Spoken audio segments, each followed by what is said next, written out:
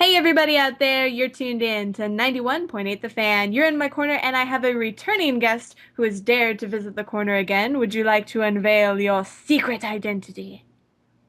No. Oh, okay. Moving Yeah, on. I'm I'm Eric Vale. Hi. You'd be surprised how many people say no. They just Really? want to keep hidden in the You shadows. figure?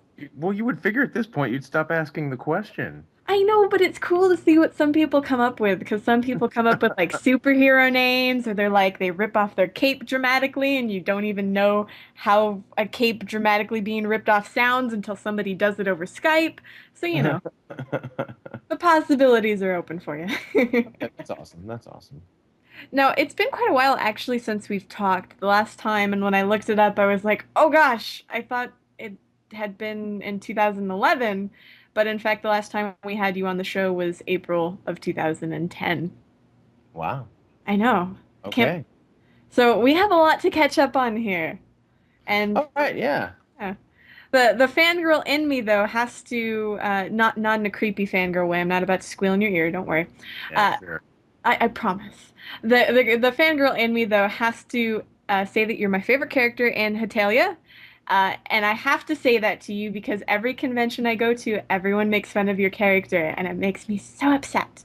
So Well, he's kind of a target, so it's okay. I know, but he's like the best part of the show. He's literally the part of the show that makes me laugh the most. So I'm like, how can you not appreciate the comedic genius?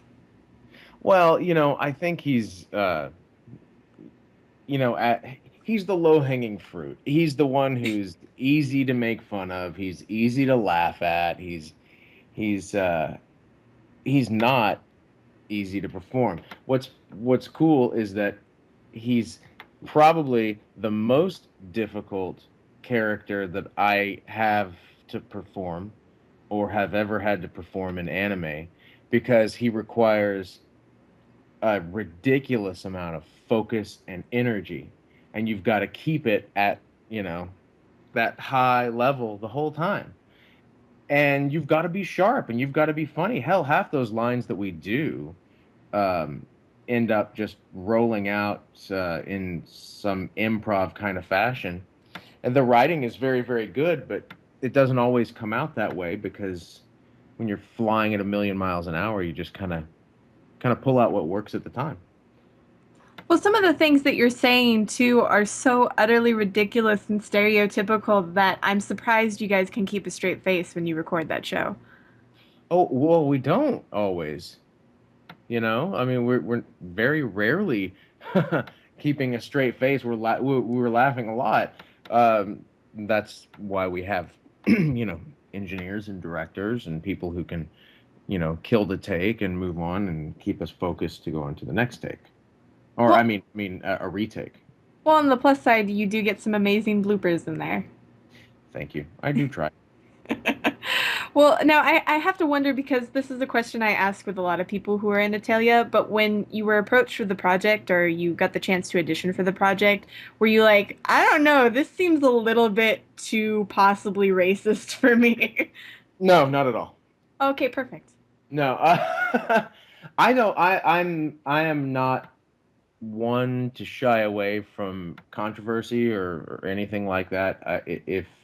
If somebody says to me that, oh, this has controversial moments, this has something racy, this could be considered racist, this has sexism in it, this has this or that, I think that um, I think that in this day and age, people have gotten overtly sensitive to a whole bunch of different things, and everybody is offended by something, and I find that to be ridiculous. I think that people choose to be offended by things because th- that's that's a default response that they get because they want to feel important, and they define themselves by what offends them. And I feel that if I can get out there and push those buttons a little bit, then good for me. I quite like that outlook on the entire thing, honestly. I think a lot of people on staff, specifically, would really adore that opinion because we get into conversations all the time about, maybe people getting too offended about, say, girl gaming or feminism or something like that. Uh, so it's interesting to hear that, yeah, some people, they might get a little over offended on things that don't need to be handled that way, that can't be taken as a joke or what have you. Oh yeah, yeah, sure. I mean, there are things that, you know, there are bad things in the world. There are truly bad, offensive things that happen in the world all the time. Um, a hand-drawn animated character saying something silly about another hand-drawn animated character should never, ever be one of them. Ever. It doesn't matter what he says, because that's all that it is at the end of the day is a piece of entertainment. It's just a piece of entertainment. And if you see it as more than that, then you're seeing way, way too much into it. I can agree. I mean, honestly, that's what I like about Hatelia, for example, because I think to some degree, I think everyone is racist or stereotypical or sees the world in that way just because of how they've been raised or what have you. Somewhere it's in your mind somehow. Nobody is free from that, I think. Obviously, there's bad racism, but I believe that if you can laugh at stereotypes and you realize that those stereotypes aren't always true. I think I think everyone's conditioned by their environment. Everybody has an environment in which they're raised, and that environment forces its view on you. And sometimes you can get around that view and see the world in a different way. Sometimes you can't. Um, the lucky ones are the ones who are able to form their own opinion. Most people most people can't. Most people just basically form their opinions on the world based on how it's presented to them because of their environment. And that's, for the most part, that's okay, because for the most part, that's, sorry, I've got a huge box of props on my desk. I'll get to that in a second. Um, but for the most part, that's okay, because most people are not, evil, bad people. Some people are some people's environment is full of racists, and and evil people and murderers. Um, but that's the exception to the rule. Well, I will say it must be nice to revisit the character, since I believe it got renewed for a fifth season now. I think, I don't know. I've heard something about that, or I've seen some postings about that. Honestly, um, I know very little about what I do in the anime world until my agent, calls me up and says, "Hey, they need you to come into the studio on this day to do this character on this show." And that is that's pretty much my life. I'm running by running around all the time doing work, but it's always a day or 2 days after my agent called me and told me about it. So I believe that's happening, but I don't know for sure. Well, I will trust Wikipedia on this one. It says back in October 2012 they announced a fifth season, so hopefully it's picked up and hopefully you get to play a character that is really difficult to voice. That actually is really surprising to me that that character would be one of your more difficult characters when you consider in some shows you're screaming your head off. Well, screaming's easy, because it's just screaming. It's just Mhm. Um, with America, he's got words, so you're actually acting. So it takes a lot more effort. Definitely, I can understand that. Well, I should cut back on the screaming anyway. I lose my voice because I scream at people too much. My staff know it. That's I wouldn't want to work for you. That's okay. Everybody's usually scared because I crack the whip. That's good. It makes a good boss. But no, I promised you I wouldn't fangirl squeal, so we're okay with that. That's nice. Thank you. Yes, got through that. But one of the projects that you were a part of that recently came out, and I know Funimation has been advertising it hardcore, and the gamers out there know it, is Mass Effect. Yeah, that's right. Yes. Can you explain a little bit about your character to the listeners out there?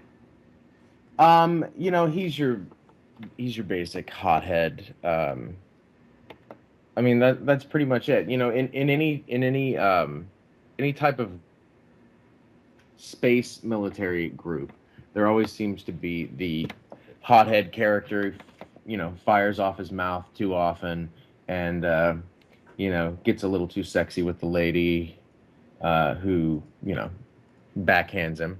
And that's pretty much this guy. He's sort of the comic relief from time to time and keeps everyone lighthearted and keeps the lighthearted moments going. Um, the cocky, fun guy who adds that levity to the film.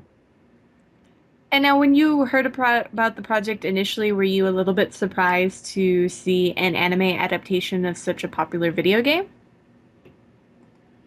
Uh, no, no, I wasn't. I'm seeing that a lot more these days. Honestly, after um, Kill Bill Volume One, after Tarantino did anime in that, I haven't been surprised to see anime adaptions of anything anywhere. Uh, That was the first moment that I remember watching something and going, anime, what's it doing here? And since that point, it's made its way into popular culture in ways that I think a lot of people would be surprised, but those who work in the industry are more just happy. I mean, I can understand that because I know when the project was being teased, I always thought that this was a nice bridge for gaming fans and anime fans to meet. I mean, the way I've always heard it is that anime fans always play video games, but game fans don't necessarily always watch anime. So, any chance you can see some of those game fans who don't necessarily watch anime, for them to get the chance to do that is interesting to me. Yeah, I think that's a fair statement. Um, you've got, I know that my son is a huge, huge gamer, but doesn't really watch anime. Used to. I mean, when he was younger, he watched some of the shows that I do. He still watches a couple of things. Like he likes Italian, he likes desert punk, but mainly he just watches the shows where I play an idiot. Is that blackmail for later? Uh, Not really. Not as long as it's putting him through college. Well, it's like with my brother and any of his friends. Like he plays Call of Duty and he still thinks the anime thing that I do. It's the anime thing I do. It's not what I watch or it's not my career or anything. Just what I do and ever in my room. It's anime, whatever. It has no relation to games. So that's my experience in terms of gamers and their response to anime. So nice to see something else for a change. Yeah. Now, have you gotten a chance to see any of the reaction for fans of the game who saw the Mass Effect movie at all? Uh, well, I did go to a screening of the film a few months ago, so I got to see that audience reaction. That was really nice seeing the audience there, and they were all thrilled. They were definitely more fans of the game, and just thrilled. Thrilled to see some story. I think was their real draw. They were there for the story, so that was cool for them. They were really excited. I think it's nice to have those sort of red carpet events for you guys because I always feel like sometimes you guys get shafted, like you don't get the video game or you don't get the anime, you know. Ah, doesn't bother me. I trust me. I get we get we do what we do for a living because we love it, Hmm. you know. So it's no big deal. Well, another big deal for anime fans and the listeners out there is you're appearing on a show that's on the return of a grand nostalgia trip for everybody, which is Toonami. Yeah, that was pretty awesome. That exploded. I guess when Toonami came back, I was on there on three shows all at the same time, wasn't I? That was that was pretty awesome. I don't know. Honestly, I haven't looked at it, so I don't know what's playing on Toonami right now. But when it came back on, I guess I was on Dead Man Wonderland and Casher and Sins and Full Metal Brotherhood, right? Yes. Yeah. And it's nice to see the audience getting familiar with Casher Sins because that was a show that I don't think was on a lot of people's radar. And then it seemed like once Toonami put it in the limelight, a lot of people really got interested into it. Yeah, they did. People started going nuts over that show. People really went crazy for it. And to me, it seems kind of like goth sci-fi. That show always did, because it's very dark. It's very brooding, and I think it really played to a certain audience. It's definitely, I would say, a more mature or adult audience for that show because I feel like you have to appreciate like the subtle sort of changes you see in the characters or just in the world in general. Yeah, yeah, I guess you're right. And I don't know, just a lot of crying. That's not always a good thing, but maybe if maybe it helps to cry in the booth to just get it all out there. I don't know. I don't. I try not to. I keep it bottled up.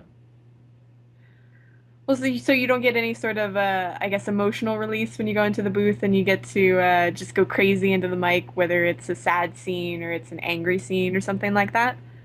Well, it's work. It's as an actor, you tap your resources and you use it. So the emotion that you use to act is it's not it's not the same emotions that you use to feel on a day-to-day basis. So, uh, let's say I'm crying. If I'm crying in a scene, uh, it's not the same emotional drain as it would be if I'm crying because um, a pet died. You know Hmm. what I'm saying? So it's two different things. I mean, they both to the viewer or to the person standing next to me, both of them would seem the same, but internally they don't feel the same. Well, I assume to kind of reach those sort of scenes in a more believable way, you kind of have to pull from experience a little bit and possibly think of something sad. I know some actors do that, but do you find a different way to get emotion out through the character?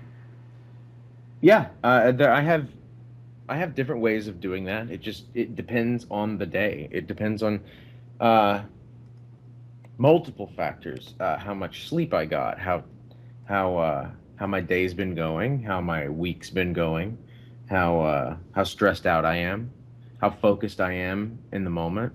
There's a lot of different factors, and so I have multiple tools to use when I'm acting for different things. I have different tools to use when I cry. I have different tools to use when I laugh. Different tools to use when I have to be angry.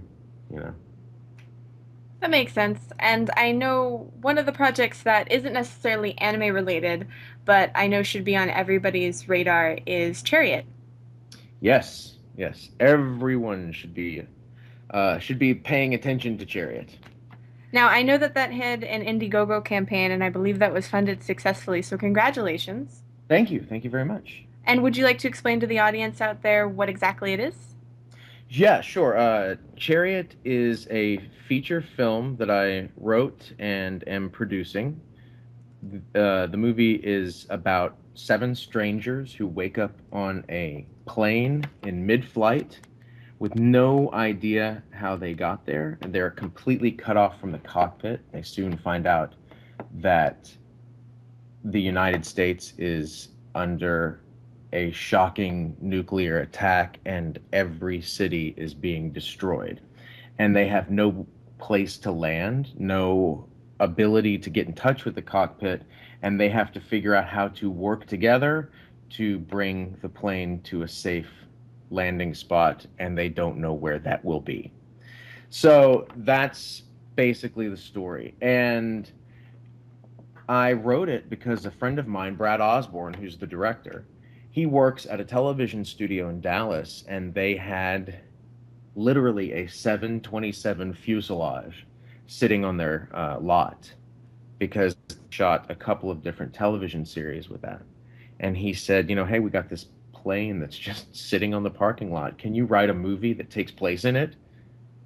I said, sure. So I wrote a movie that takes place inside the plane. So literally, the entire movie takes place inside the plane from the opening scene to the closing scene. There are no scenes that take place anyplace else. It's a pretty unique idea. There's only a couple of other movies that really do something like that. Like there's a movie called Exam. The entire movie takes place inside of an exam room, one room. There's a movie called Buried.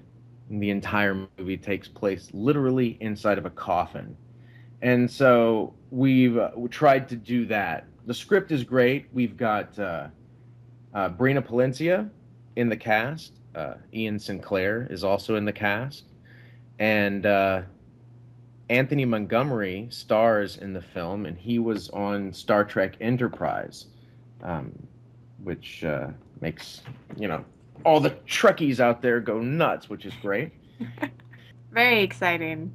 Thank you very much. So, yes, we funded the film partially on Indiegogo using a trailer that we shot back in April. We shot a trailer for the film just using some friends in an afternoon, and it garnered a lot of interest and got a lot of money donated to our Indiegogo campaign, and we reached our goal, which was awesome. And then we had some other independent investors come on board, and we managed to raise enough money to get the film made. So we are fully funded, and we're getting the film made, and hopefully this will be the first of many.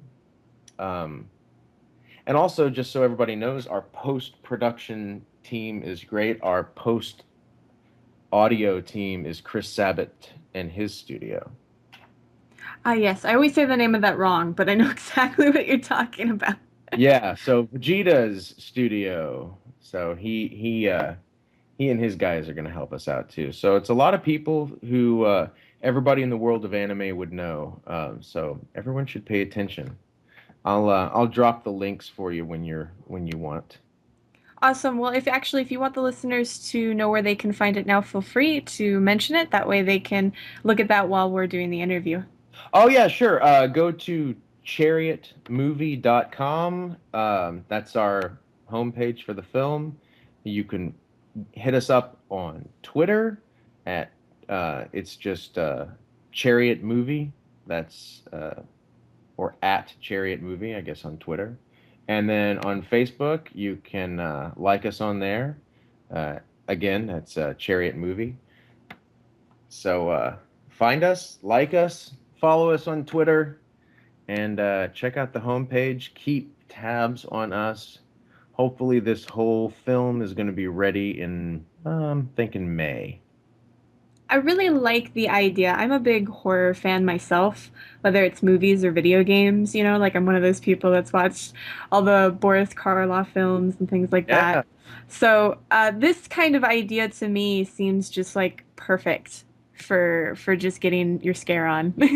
Well, thanks. I gotta thank my mom. My mom raised me watching all of those old Twilight Zone episodes, which is where I learned all of my storytelling techniques. So it's very much like an old Twilight Zone. Well, those are the best. So I'm hoping when we see the finished product, it will be absolutely amazing. It sounds really amazing, and I can't wait to see what you guys produce. Well, thanks. And if I guess if anybody's already following me on Twitter, just uh, you can find the link through there. I'm just at Eric Vale, and you can hop on over to all of the Chariot stuff through there. I will say one thing that's interesting about the idea is I could see it lending really well to a video game as well. I know that's kind of a little bit off topic, No, but it's not actually. You're right. I just it's funny. I've been playing a lot of like these point and click like adventure horror games that have very subtle scares, but they get you into the atmosphere and they're not very big. And that this idea just seems like it would fit very perfectly into that sort of gameplay mechanic. Just getting you into the mood with like say the music and how the environment is and sort of the stress of everything. Well, I was talking with Chris Sabat when I was still putting the final tweaks on the screenplay, and he actually suggested that we do more of an iOS game, um, like for the iPhone or iPad or something. And I was playing this game, I still am kind of at the time, called Plague Incorporated. I don't know if you've heard of that one. I've heard of it, but I don't have an iPhone. I'm behind the times with the BlackBerry, so I haven't played it. Okay, so Plague Incorporated is a great game, and he was playing a another game that was all about like flight patterns and landing planes at an airport. He said, you just combine those two games and you have the perfect, you know, iOS game for Chariot. I thought that was a good idea. That sounds like the next big project, Yeah, assuming now we gotta just make that and go. let's make the movie and then drive on over to Kickstarter and then get the money for the game and then make the Yeah, game and you're all set. it's a one thing at a time. Yes, I understand. Now, you mentioned your Twitter. I'm curious for the fans out there, is there anywhere else they can bug you or stalk you in a nice way? Well, Twitter is my main thing right now. I did do Facebook, but Facebook just got to be too much of a pain, so I turned my Facebook page into just a private page, which I don't even like. I do have um, some some fan pages uh, on Facebook where if you search on Facebook for official Eric Vale, you'll find my fan page, and you can like me there, and I keep up on that page pretty well. That's my official, obviously, it's official Eric Vale. That's my official page. Um, and I have a fan page that's run by a great fan, and that's the amazing Eric Vale fan club. That's a pretty great page too. I try to keep up with both of those on Awesome. And Facebook. for the listeners out there who are really brave and want to hide in the bushes and wait for you to come out of places to glomp you, hey, ask for a hug first. Just saying. Uh, are there any events that you have in 2013 that you'll be going to? I do. Gosh, hold on one second. Let me look them up. Luckily, we're doing this over Skype, so I've got, you know, The yeah, powers of the internet. I got all this stuff right in front of me. Yeah. So yeah, I'm gonna say some of these things wrong. I'm going to AlmaCon in Alma, Michigan. That's February 8th through the 10th. Um, I'll be at Anime St. Louis in April 12th through the 14th. BellCon in Jacksonville, Florida in May 9th through the 12th. Anime Odyssey in San Antonio, Texas, May 24th through the 26th. And the big daddy of them all, Anime Expo in Los Angeles. That's July 4th weekend. Sounds like a very busy year already.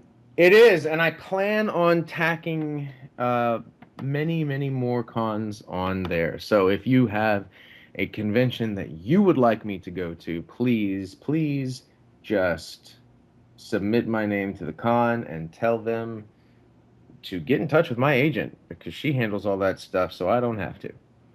For all you contraries listening, now you know who to contact. Yes, Mary Collins Agency, Dallas, Texas. No, They're the best agency in the world.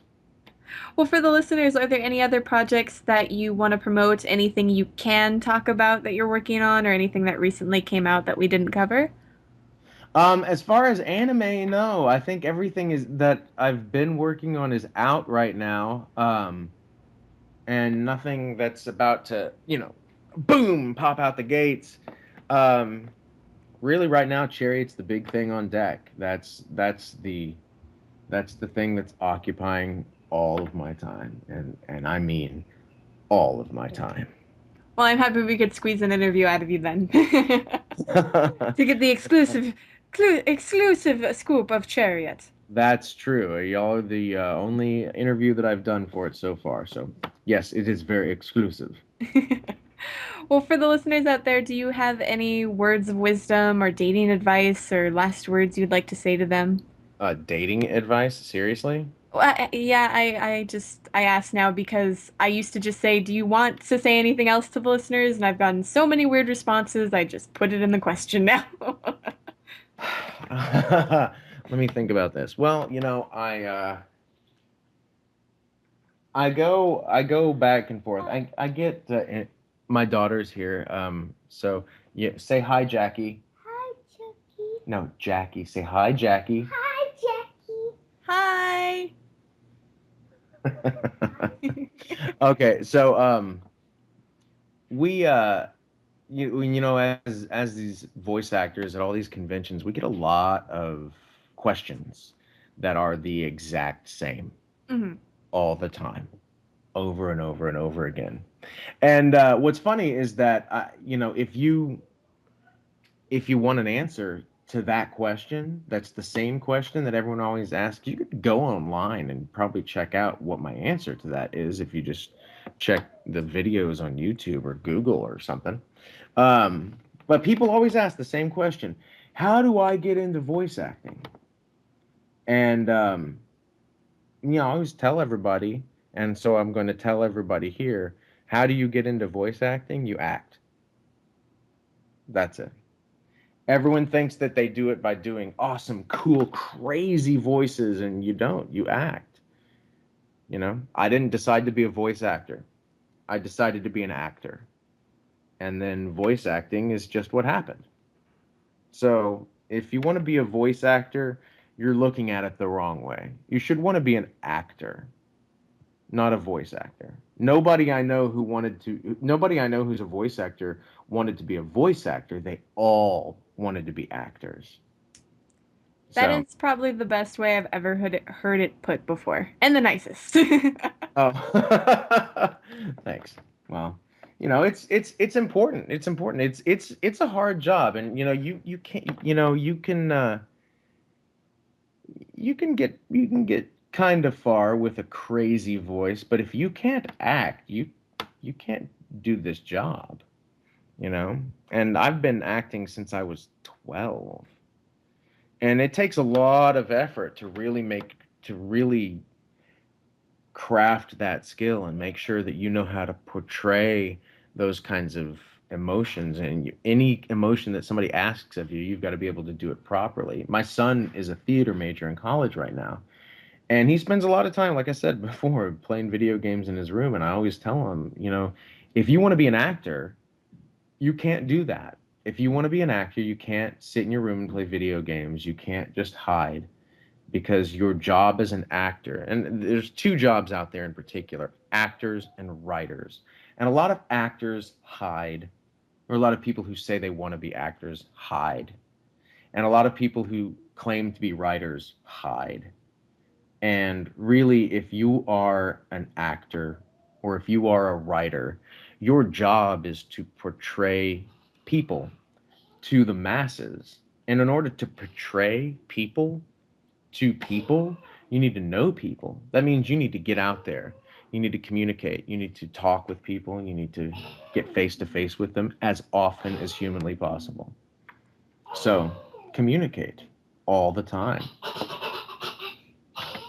Sorry, my daughter's playing in here. It's okay. I think it's adorable. Hi, sweetie.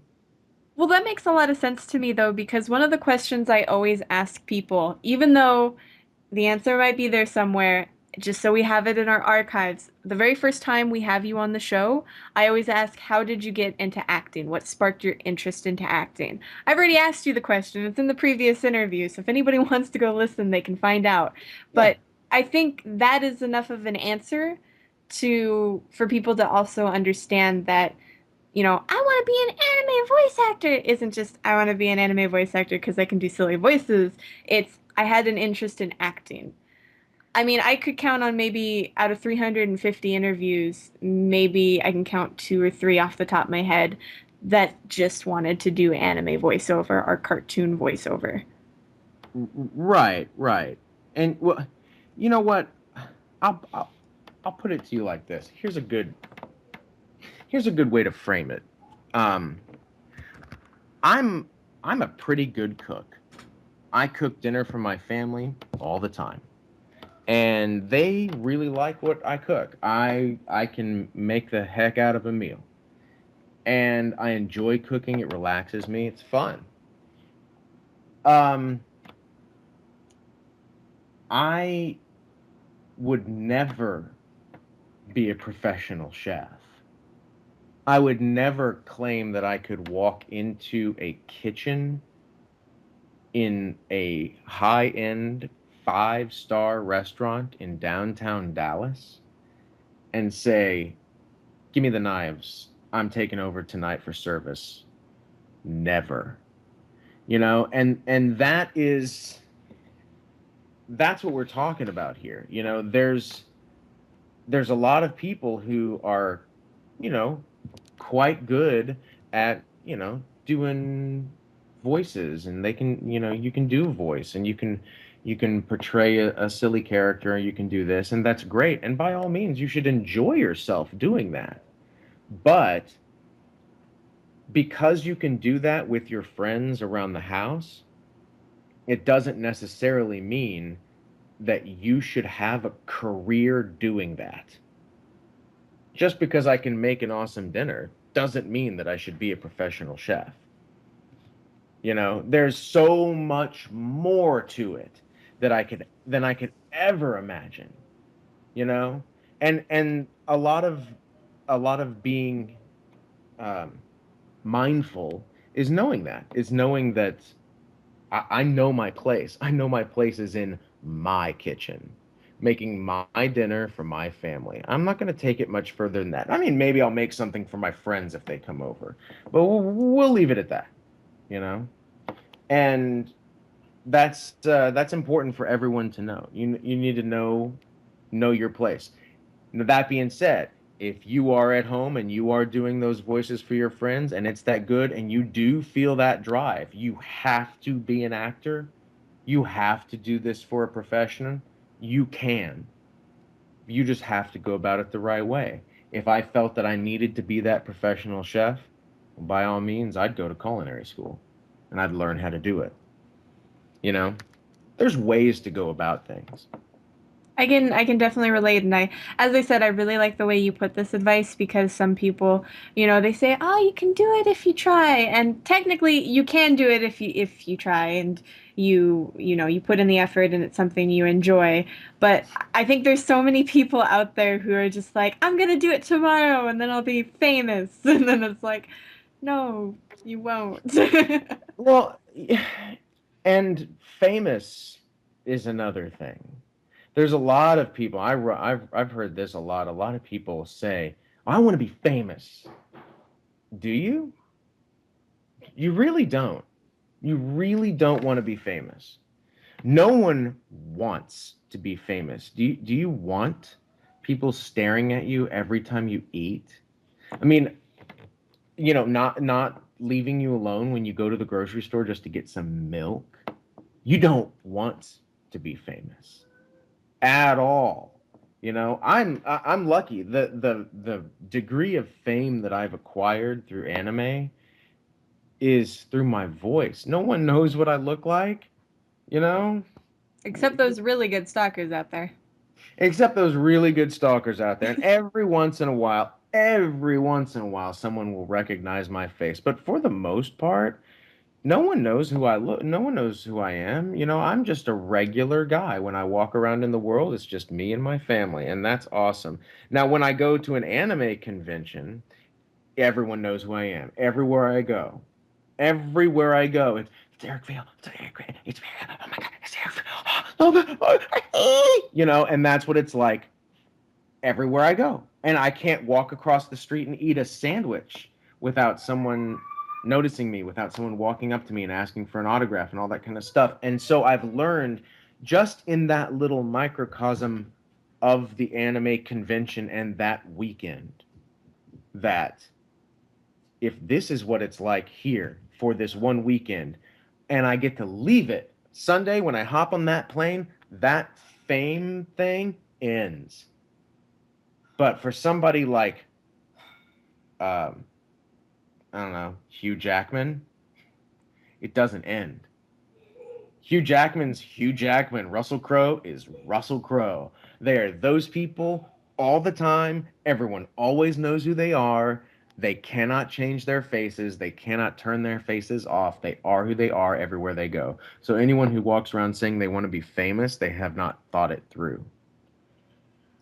I just want to pay the bills and do what I like. That should be the goal, I think. That's what I want to do. I want to pay the bills. Like right now, I want to pay my bills, you know? And everyone wants to pay their bills.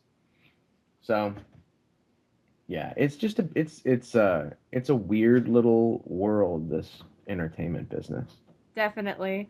And for the listeners out there, I have to say this was a fantabulous interview, which isn't even a word, but I'll use it anyway. I So like it. yes. So thank you very much for joining us for a second time. We appreciate it. It's my pleasure. I'll be happy to come back anytime. And for anybody out there that missed any of this interview, shame on you, but don't fret, it'll be up on the website within the next few days, so keep it tuned to 91.8 The Fan, everything you want and nothing you don't.